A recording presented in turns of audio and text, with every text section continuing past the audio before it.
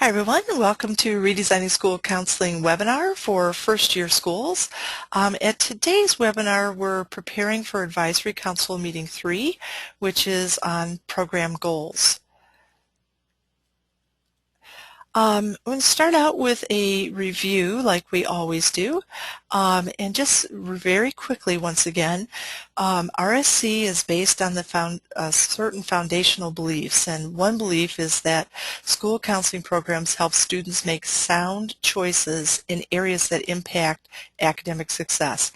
This belief is really important today because today as we're talking about goals, all of our goals will center on the choices that we want kids to make. So when we say sound choices and we say goals, they're kind of the same thing. This is the RSC pyramid, and again, we believe that when students are involved in sound guidance and counseling programs that are data-driven and goal-focused, that as a result of those programs, students make better choices in areas that impact high achievement. So it's all about identifying the student choices that we want students to make, and then designing the whole program, the school counseling program, around that. So today we're actually going to start at the top of the pyramid, and we're going to talk about what are your school's academic goals. We'll get those from your school improvement plan, and then we'll move down to the second part, which is what choices do kids need to make in order for your school to be able to reach those goals. So our objective for today is to identify all of the choices that kids need to make in your building so that they can achieve at the level that is described in your school improvement plan. Once we know what those choices are, we'll come down at a future meeting and look at, okay, what guidance activities and what counseling activities do we need to put in place to help students make those targeted choices. So in the process then, in the design process, we started out with just getting ready. So you put together last spring your steering team, you collected data. We're going to pull that data back today and look at some of that data around the student choices. You conducted some self-studies, and you put together your advisory council so that you'd be broad-based in your discussions.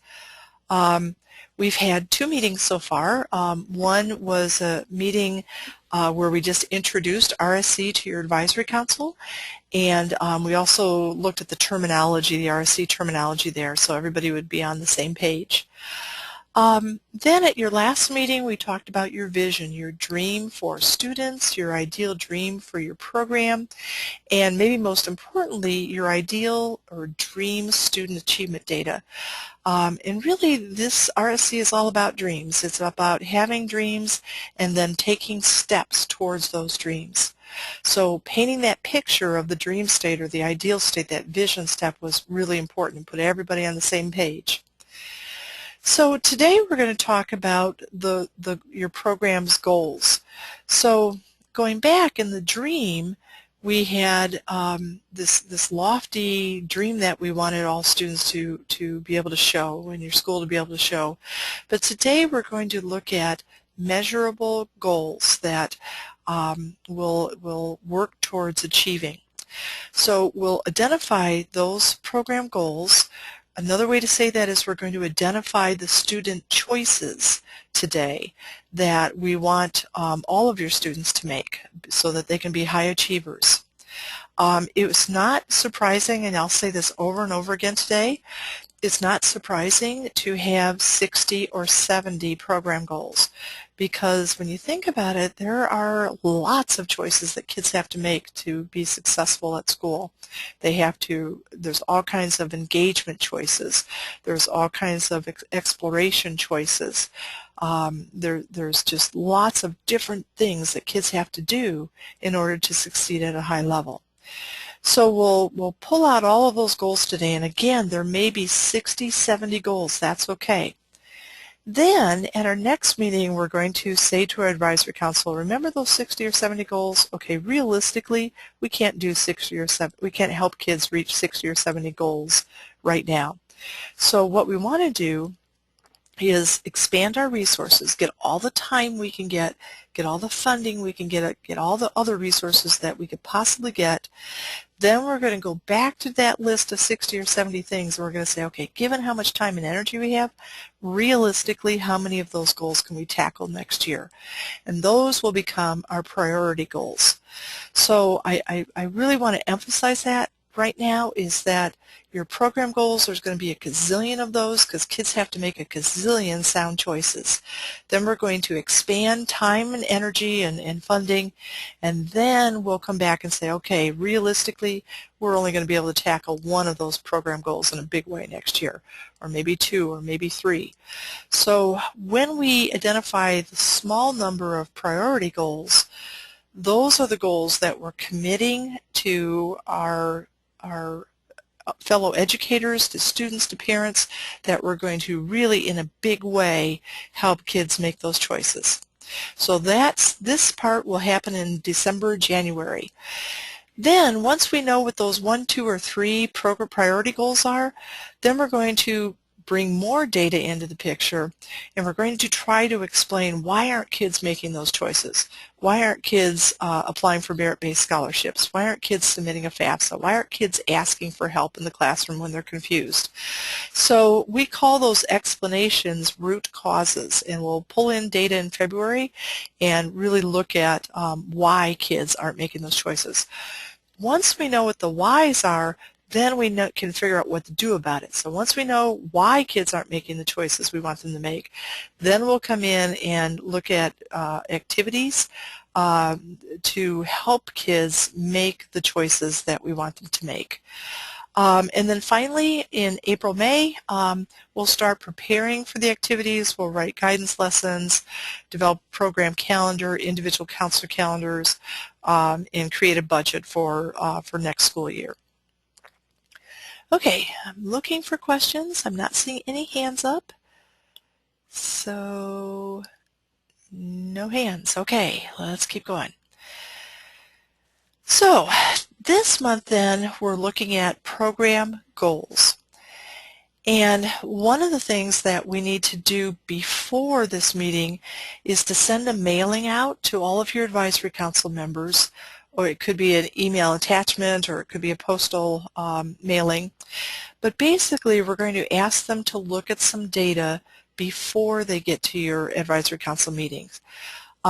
It is possible, and some schools like to actually have 2 meetings, and instead of sending this mailing out, they'll do it at the first meeting, and then they'll discuss the data at the second meeting. But most schools have folks look at the data at home and analyze it before they come to the meeting. So in this mailing that you'll send out before your meeting, there's a cover memo that kind of explains what's going on and what you want people to do before you get to your meeting. And then there's also a document of your school's student achievement goals from your school improvement plan. It's a one-pager because we want people to know before they start planning your program goals what your school's achievement goals are. So basically the memo is telling folks or asking folks to do some tasks before they get to your meeting. In the memo, it gives your advisory council members a link where they can go to see your school's data. And so they'll go to that link, they'll click on the link, the data will pop up, and then basically what we're asking them to do is to print the report, print the data report, and then to check any choices that are in that data report that they feel that all students in your school should make. And then to look at the data and to see if there are data points that are disturbing to them because very few students are actually making that choice. And if so, then they're also going to put an asterisk on that data point. The asterisk data we'll use at a future meeting. At this upcoming meeting, we're just going to be looking at the check data. So they're going to look at summary data for all students in your building and see what choices are there and what choices they think kids should be making. Then we're also going to ask them to open some of the drill down reports to look for guidance gaps. We want to kind of get a sense as we look at a lot of data points. Are your free and reduced lunch students making good choices at the same rate as your paid lunch students? Are your Hispanic students making good choices at the same rate as your other students? Boys and girls. We'll look also at AB students versus DF students. So we really want to start looking at which groups of students are making sound choices in your building, and are there groups of students that are experiencing a guidance gap? And if there are, then we can design your guidance lessons later to specifically engage that student group at a greater rate than they would have if you hadn't designed your activity that way. Okay, so that's the pre-meeting mailing. Just wanted to show you, let me go back, when your advisory council members click on that link, here's what's going to pop up. So they'll have a link that goes to survey reports. In step 1, they'll select the year 2013. In step 2, they'll do that drop down and pull up your school's name.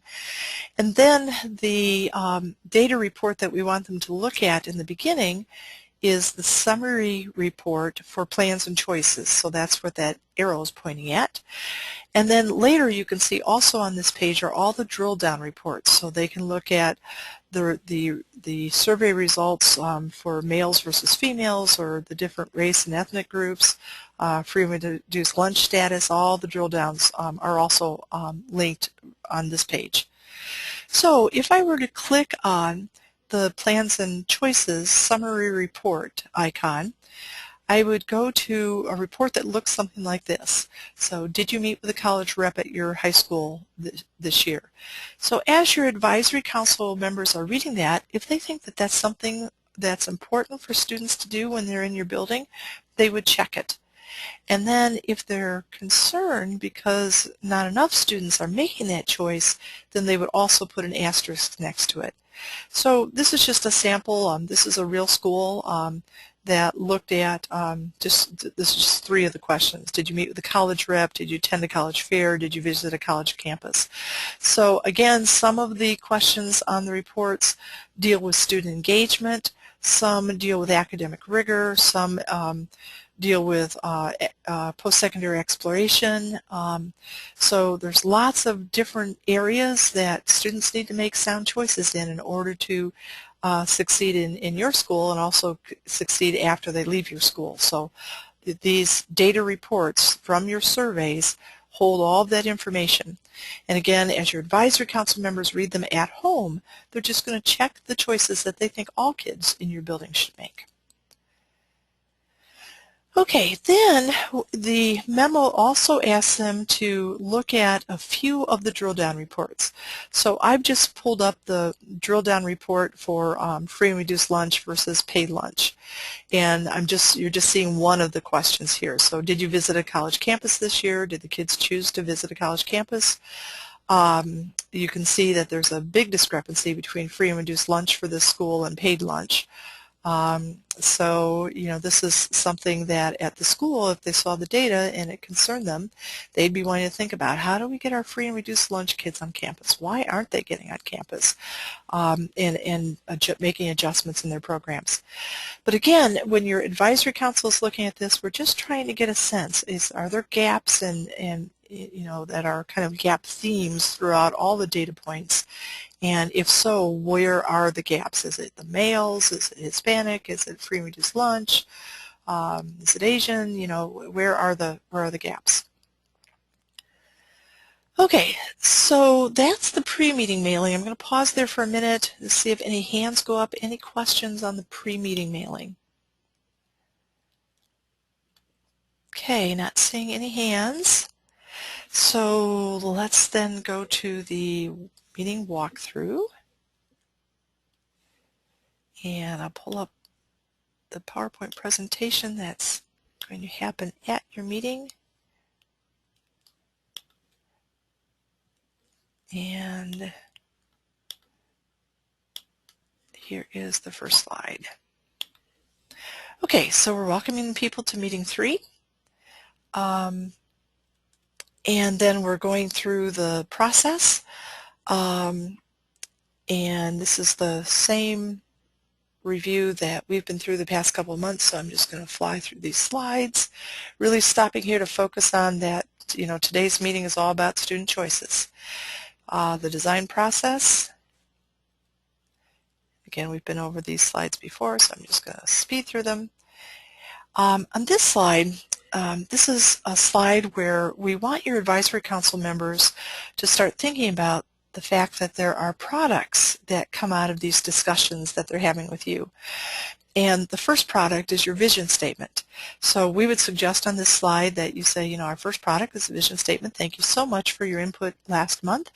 And here's a copy of the vision statement that we came up with. And so then they have something visual, something concrete that they can look at and say, oh yeah, this is why I gave this input. I helped the school counseling program design their vision. And maybe even see some of their comments and some of their words in your vision statement. That would be really cool.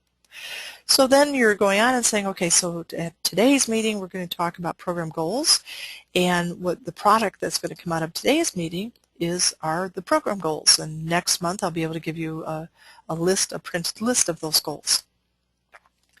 Okay, so today then we're looking at program goals, and we're giving folks a heads up that before looking at the school counseling program goals, we're going to look at the school's achievement goals, because we want there to be a connection between the two. We want the school counseling program goals to support the achievement goals. So we'll look at the achievement goals first, and then we'll start to define the program goals.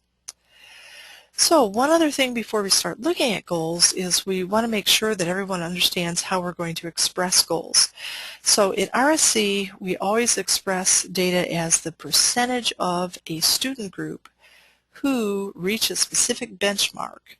And we put in baseline data, target data, and then we give a time frame so that we'll reach the target data, for example, by the end of next school year. So if I were to read the goals on this chart, I would say that the first goal is to increase the percentage of all students who report bullying when observed. Our current data, baseline data, is 65%, and we'd like to increase that to 85% by the end of next school year. Look at the second to last goal. In this case, our goal is not for all students. In this case, we've noticed that there's one group that's kind of lagging behind, or we want to really focus on that group.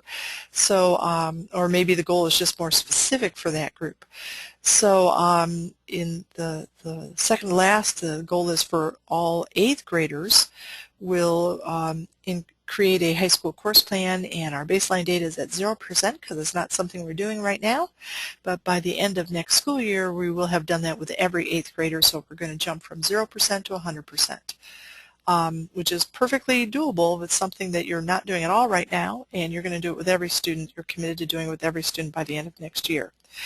So that's how we're expressing data. So then, knowing that, let's look at our school's achievement goals. So this is achievement. It's not student choice. It's achievement that we want the choices to support. So this is a slide that you could use to fill in the blanks. And what you'd do is you'd get a copy of your school improvement plan, look for the goals that are in your school improvement plan, which students those goals are for, the student group, what your current data is, and what your target data is. And so you just fill in the blanks, the student group, the benchmark, current data, and target data.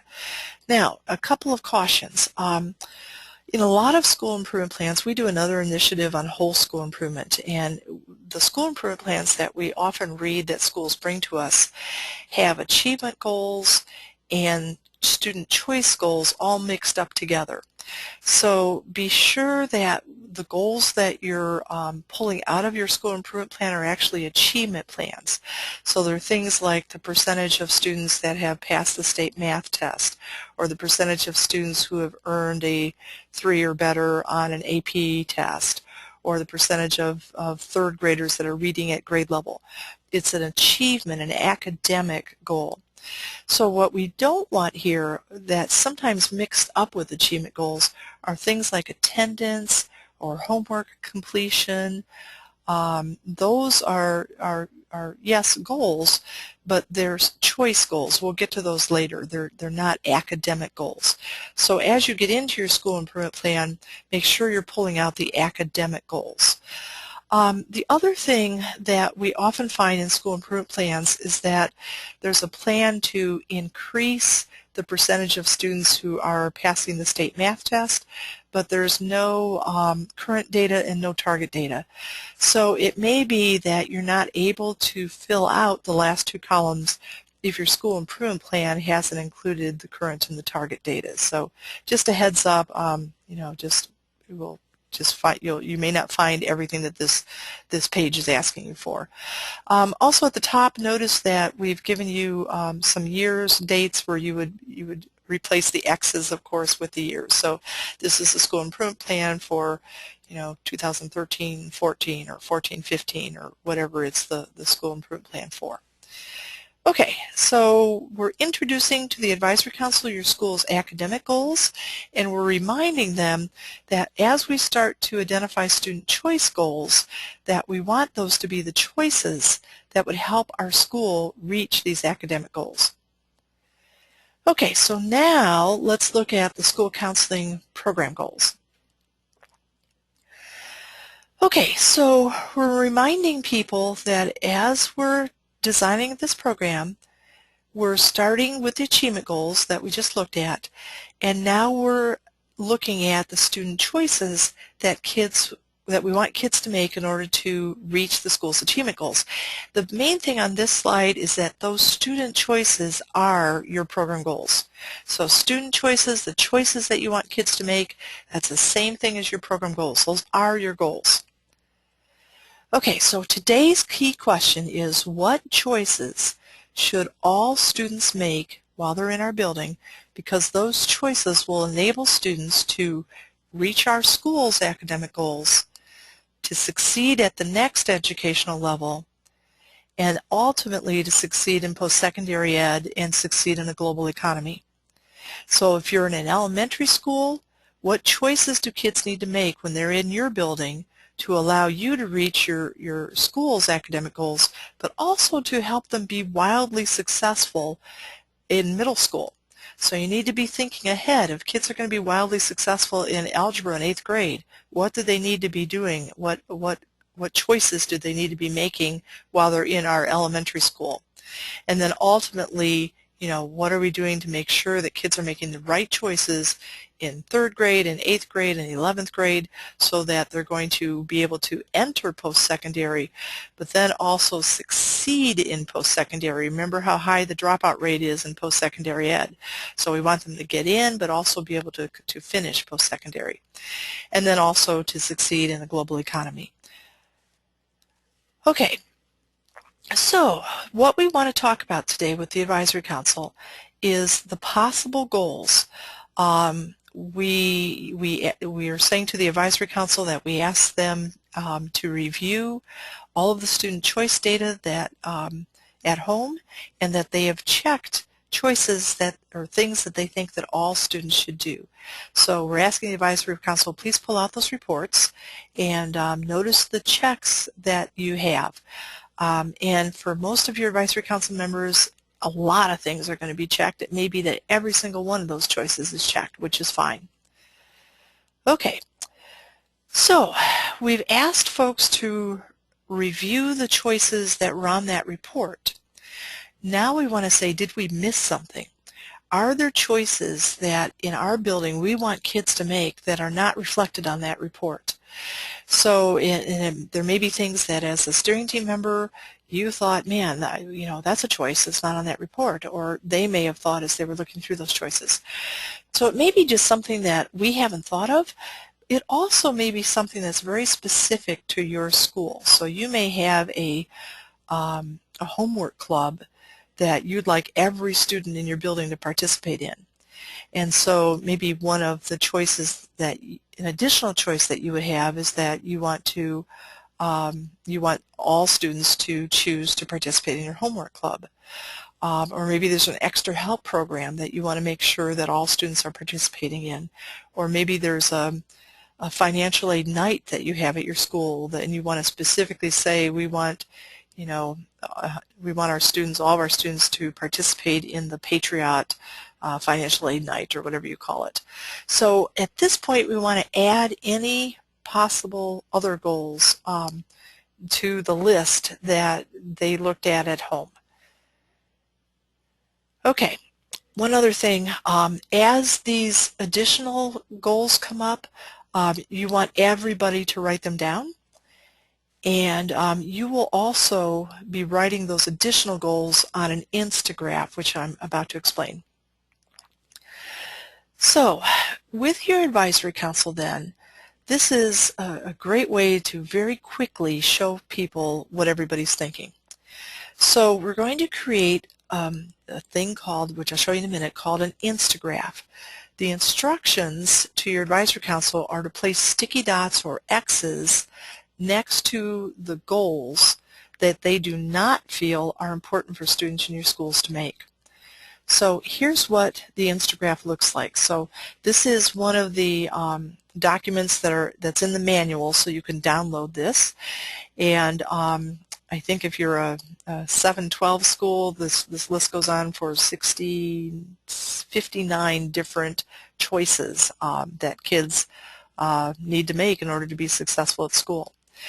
So you're asking folks, you know, look over this list, and this corresponds with the data list, the report that they've been looking at home. It's all the same stuff. And we're saying, you know, look at your list. Are there any choices on that list that you think are not important for kids in our building to make that choice? And if there are, you know, indicate those on your paper that you brought with you from home. And then after everybody's had a chance to kind of look through that, then you're inviting people come up to the Instagraph and put their X's or their sticky dots across from the choices that they don't think kids in your building need to make. So the first person may come up and they've put some sticky dots on. So this person didn't think it was necessary for kids in their school to plan to attend post-secondary as a full-time student, or they don't think it's important for their kids to choose to go to a trusted adult when they have a question about college. I can't imagine anybody checking those things, but just for the demonstration purposes, let's pretend that they thought that. Then the next person comes up and they put their sticky dots on, but that person thought the same thing as the first person on number 2, so they're just going to put their sticky dot to the right of where the first person did. And then on number 3 there, they were the first person to say that one, so they put their sticky dot over to the left. Then the third person comes up, and the fourth person, and the fifth person. And you can see what's happening. Our bar graph is being created. So this is a real easy way to show that, you know, in this case, the advisory council felt that number 2 and number 5 were not choices that it was important for their kids in their building to make.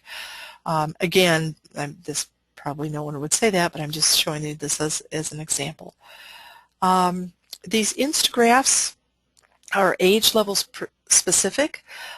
So there's a different Instagraph for choices that elementary kids need to make, and then there's a middle school Instagraph, and then there's a high school Instagraph, just like there's a middle, elementary, and high school survey.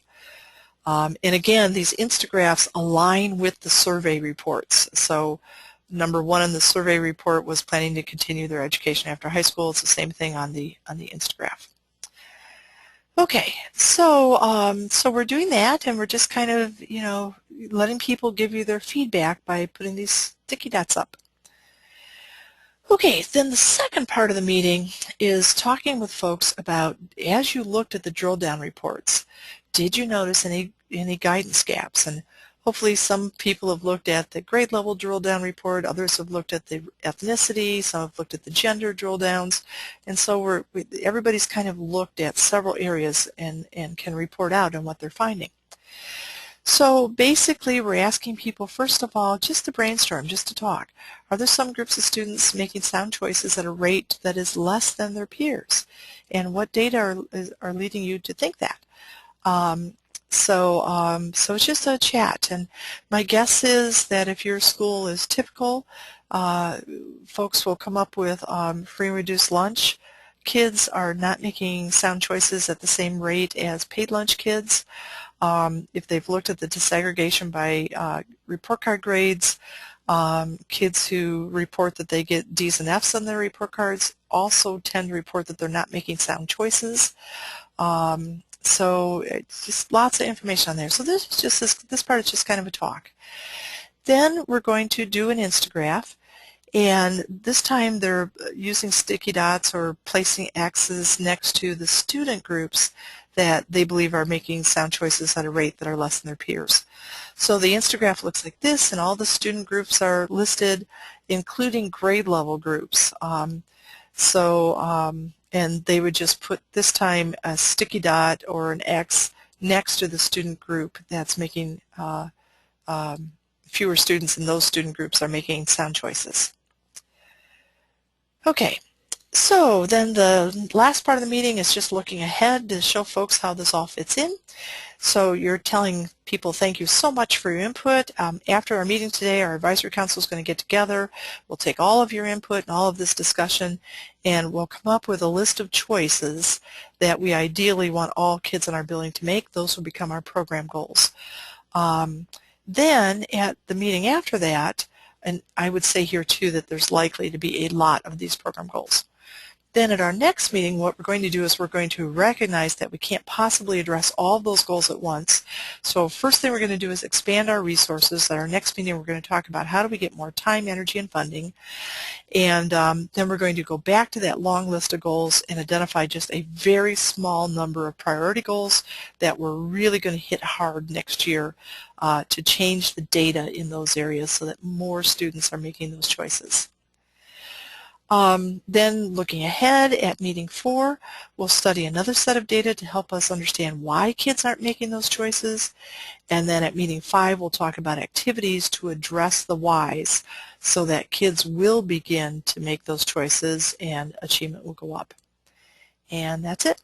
So basically, out of this meeting, you'll come up with your program goals. And then you're also going to come up with a student group that's experiencing some guidance gaps. Okay, let's pause for a minute while I get back to the other PowerPoint, and if people have questions, please raise your hand.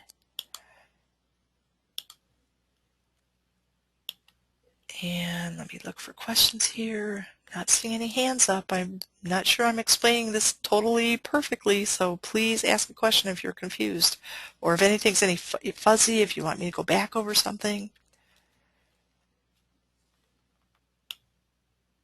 Okay, I got one hand up. Good, Robert. Okay, Robert, you're unmuted. What's up?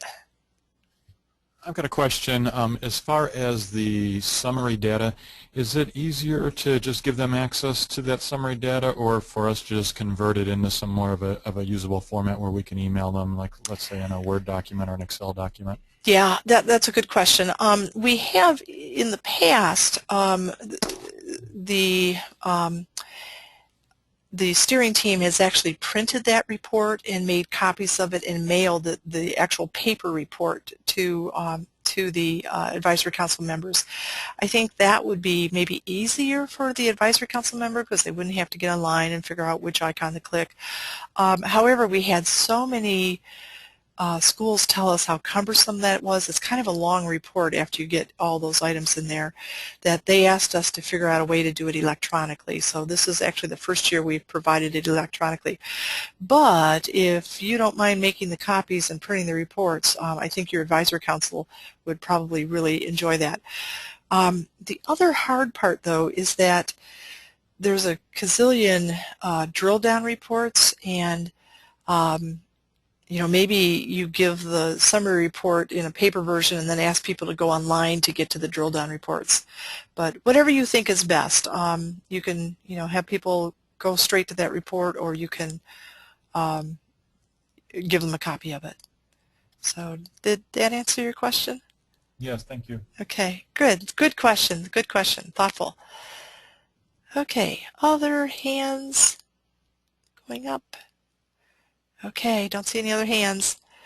Okay, so let's go on then real quickly to this month's submissions, one of the things that you'll be asked to submit, and you're actually going to upload this instead of developing it on the website, are your school's achievement goals, and the only rubric item is that they're present. So we just want to make sure that you've pulled those achievement goals so that you can share them with your advisory council. Then on your program goals, 3 rubric items. One is that we want to make sure that the program goals are present. We want to make sure that they reflect desired student choices in areas that impact achievement. And then the third one, we want to make sure that at least one of your program goals has a specific student group as the student group. So at least one goal is going to say something like you're going to increase the percentage of free and reduced lunch students who visit college campuses, or you're going to increase the percentage of boys who ask for extra help. So we want at least one of your goals to be for a specific student group, and of course it would probably be your gap group as you start to look at your data. That's a requirement for Ask a Ramp. It's also a requirement for Indiana Gold Star. We really want to start looking at, just like schools look at achievement gaps, we want to start looking at where are their guidance gaps. So, okay. And then the minutes, this is the same rubric items as you've used for your first 2 advisory council meetings, so nothing new there. Okay, so let's look at the online system. Let me get on here. Okay, so when you log in, you will end up going to your home page. It looks like this. I'm logged in right now as Demo School. And just a reminder that these 3 blue tabs, actually these 2 blue tabs, are the ones that you use the most. So I'm going to click on the Manual tab, and just to remind you, always check to make sure that the right manual is up. In this case, you want the manual for first-year schools. And then you're going to scroll down till you get to Meeting 3, and there is all the handouts for Meeting 3, and then here are the tools for Meeting 3. One thing that I wanted to show you, this is a template that we created. Some schools thought that they needed this, and I think it's a good template. It's a one-pager for you to list all of your school's achievement goals from the school improvement plan. And it looks like, where did I put it? It looks like this. And basically what you're doing is you're lifting the achievement goals out of your school improvement plan, and you're saying, okay, here's Goal 1. Here's the student group, all students. Here's the benchmark, pass our state math test.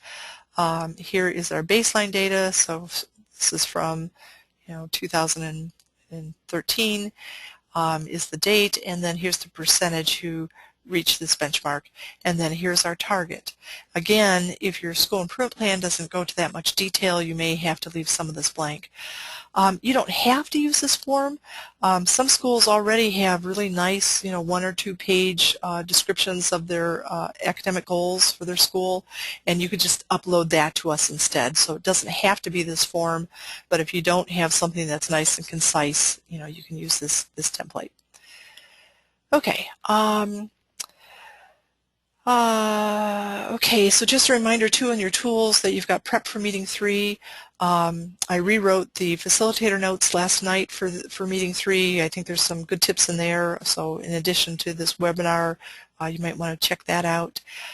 Here is the Meeting 3 memo that goes out before the meeting, and then the tasks following Meeting 3. So, okay, so you've got all that in the manual, and then let's look at the process tab. In the process tab, again, I'm going to check to make sure I'm on first year, and I'm going to scroll down to November, which is establish your program goals. So first step is to watch the webcast. The webcast that we're doing right now will be linked here tomorrow. And then we're going to send the pre-meeting mailing pre-meeting memo and the achievement goals. And these two links right here will get you directly to the memo and directly to that template that we just looked at for the achievement goals.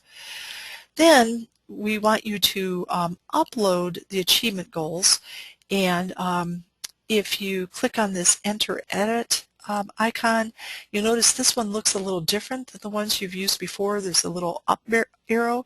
So this is you're going to upload a document that's on your file, on your computer. So I'm going to click that, and then I would click Browse to open up all the files that are on your computer. I'd highlight the one I'm going to upload, and then I just click Upload, and that will send it up to your school's online system. After that, after you've uploaded that, then you can just click on Report and it will pop open. So once it's uploaded, you can always have it there forever. It's just always there available for you to open when you click Report. Okay, then step 4 is conduct the meeting. You can click here to get directly to the manual for that meeting, and then entering your program goals. And I want to spend a little bit of time on this. So I'm going to go over to the Enter Edit icon, click on that, and here are some steps for getting your program goals entered. The thing that I want you to be able to see is there's 2 different ways that you can add goals. One is to add suggested program goals, and the other is to add program goals that you create. So let's talk about the suggested program goals for a minute. Those goals are aligned with the survey, they're aligned with the Instagraph, and they're just aligned with everything else that you're doing. And if you select program goals, the baseline data for those goals, your computer will just lift that data right from the survey. So anytime you use the suggested program goal, you've got baseline data already there from the survey. Program goals that you create are not aligned with the survey or anything else. They're still great goals, but you'll need to come up with your own baseline data and your own wording for that goal. So I'm going to go ahead and look at the suggested program goals. Here's where you go to enter them. And you can see that all of the goals that relate to the survey and the Instagraph, they're all here. So this was for demo school. There's 67 goals that are here to select from. You might say, man, you know, these are goals that all of our students need to make, every one of them. So you could just click Select All, and then all of the goals will be checked. Or you can just go through one at a time and say, let's go down to number 2. Yes, I want to add this goal, and I'm going to add this goal to all grades, plan to continue their education after high school, all grades, and I want to have it be for all student groups, so that's all you have to do.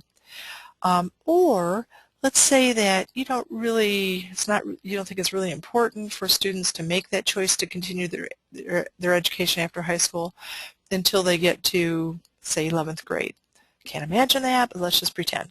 So I'm going to select selected grades, and then I can just say I only have this as a student choice for students in grades 11 and 12. So you can do it that way, or maybe your data is showing that all of your girls are planning to continue their education after high school, but the boys are not. So this might be a gap goal where you could put in that this is a goal for your males or your free and reduced lunch, or whatever student group you want to put in there. So there are some goals that it makes really a lot of sense. That I was trying to look at one like, oh, there's one in here for submitting the FAFSA. I mean, it wouldn't make sense to put down a FAFSA goal for an 8th grader or a 9th grader. So in some of these, it will make sense to select a grade level. Okay, so then when you're finished with that, just scroll down to the bottom and click Add Suggested Program Goals. So I'm just going to select a bunch so you can see what happens after we add them. Okay, so Add Suggested Program Goals. Then that takes me back to the Goals Enter Edit page, and you can see I have all these goals up here now. Then let's look at how to add a program goal that you create. So if I'm creating a goal, remember there won't be any baseline data from the survey for that goal, but that's okay. I can click enter, and I get this little pop-up, and I'm going to look at the prompt to impact the percentage of students who, and then let's say participate in Main Street High School's college fair. And this is not for all students because we only allow our 11th and 12th graders to go to the fair, although I personally like it when younger students go as well. But let's just say at your school it's only 11th and 12th graders, and we want it to be all students. So I'm just going to save that goal. And now when I look at my program goals, here I've got this goal that I wrote that's coming in here as well. Okay. So next thing we just want to look at is the program goals report. We would like you, before you finish all of this, to view the report, make sure all the program goals are how you want them to be. I'm going to click on that report, and here are your program goals, and you can see that I've got the choice that we want the kids to make, the grade level that we want the kids to make that choice at, which student groups is this goal is specific for, and now here's your baseline data. So we know that one of our goals is that students would discuss their future plans with a family member, but right now only 48% of the students in the building are saying that they're going to do that. If I should note too that if you decide that the student group is going to be, say, Hispanic students, then this data would change to only be the data for the Hispanic students that took the survey. So that's all aligned. And this goal that I created, participate in Main Street Schools college fair, notice that there is no baseline data. If this goal is selected as a priority goal to meeting or at the next meeting, then we'll have you go back and find data. You'll need to figure out what to count. We'll help you do that at the next meeting. So that's that. So that's the report that prints out. And then finally, if you need to edit the report, if you need to edit your goals, you can do that also on this Enter Edit page. And one thing I want to point out here, because people always think something's broken, is that we have not given you a way to edit the suggested goals. And that's because these goals are connected to data, and that in the survey questions were worded the exact same way that these goals are worded. And we don't think we can connect the survey data with this goal if you change the wording of the goal. So let's say that you didn't like this wording and you want to change it to discuss their future plans with their parents instead of a family member. Then what you would need to do is to just delete this goal and then go back up and create your own goal worded the way that you want it to be worded. And again, then we won't connect the survey data with that goal anymore because you've changed the language. Any goals that you've created, you can go ahead and edit them because those goals are not connected to survey data as baseline data. Okay, so that's how to enter the goals. Let's see, let me go back to the process page. And back to program goals.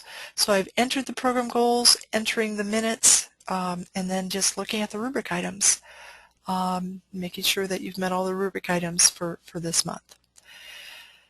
Okay, let me look at questions again, looking for hands up. Any questions about how to enter the program goals or delete them if you find ones that you don't like? Okay, and again, I'm going to say one more time, don't worry if you have 50, 60 program goals.